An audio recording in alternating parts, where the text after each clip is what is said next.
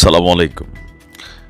রাজনীতির মাঠে আজকে সেই ঐতিহাসিক ৩১শে ডিসেম্বর জানিয়ে এই মুহূর্তে টানটান উত্তেজনা চলছে।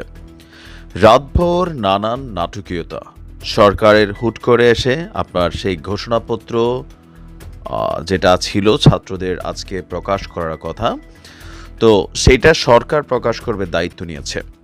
এখন যেই প্রোগ্রামটা ছিল ছাত্রদের ঘোষণাপত্র পাঠের পরিবর্তে আমরা আজকে দেখছি মার্চ ফর ইউনিটি। এই প্রোগ্রামটা আজকে সংগঠিত হবে বিকাল ৩টায় কেন্দ্রীয় শহীদ মিনারে। এখন কেন ঘোষণাপত্র যেই প্রকাশ করা ছিল, যে প্রোগ্রামটা ছিল সেখান থেকে তারা সরে এসে মার্চ ফর ইউনিটিতে তারা মুভ করলেন?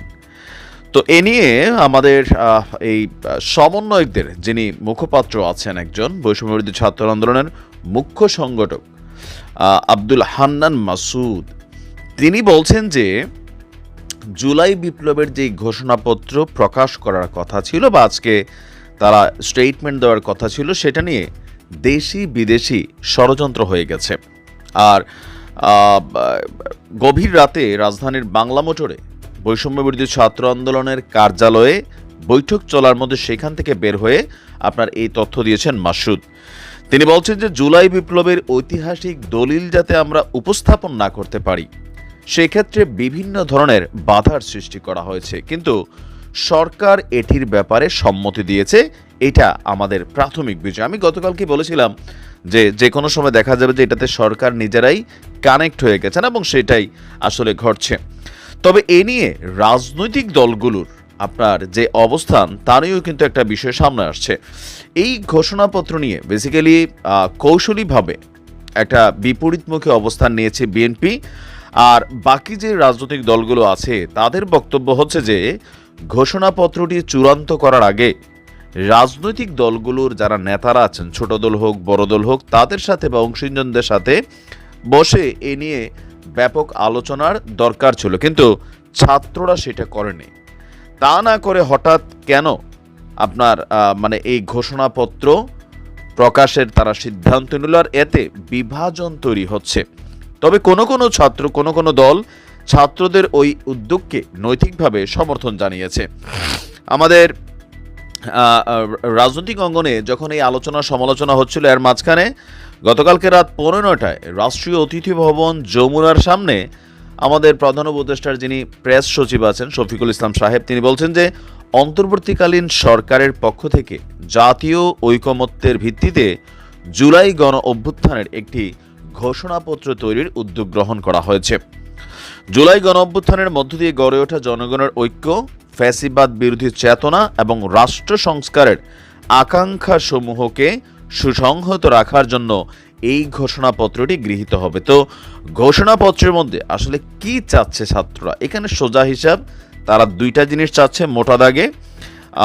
সংগঠনের নেতারা ঘোষণাপত্রে দুটি মৌলিক বিষয়কে প্রাধান্য দিয়েছেন: 1972 সালের সংবিধানকে মুজিববাদী সংবিধান আখ্যায়িত করে এর কবর রচনা করা এবং নাৎসিবাদী আওয়ামী লীগকে বাংলাদেশে অপ্রাসঙ্গিক ঘোষণা করার কথা তারা বলছেন।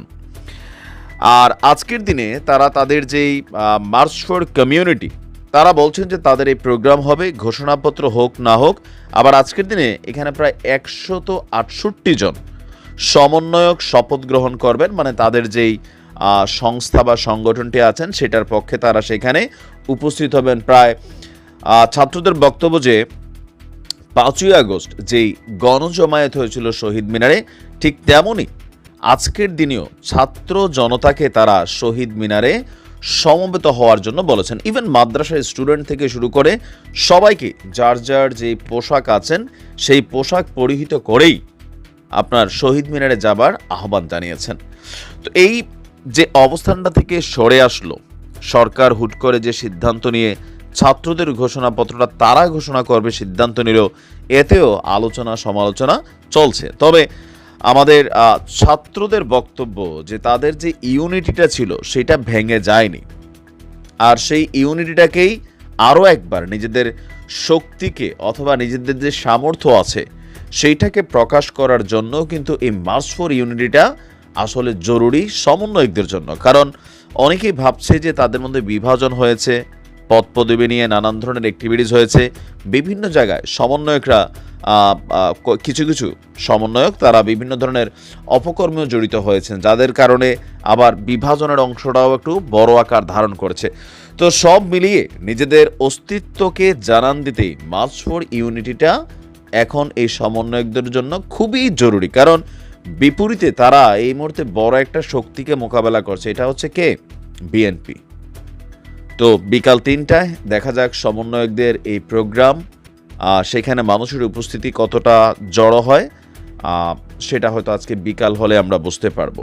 তবে ছাত্রদের এই ঘোষণাপত্র, জুলাই বিপ্লবের ঘোষণাপত্র থেকে সরে এসে মার্চ ফর ইউনিটি, এর পেছনে আসলে ছাত্ররা যেটা দাবি করছে দেশি বিদেশি নানান ষড়যন্ত্র।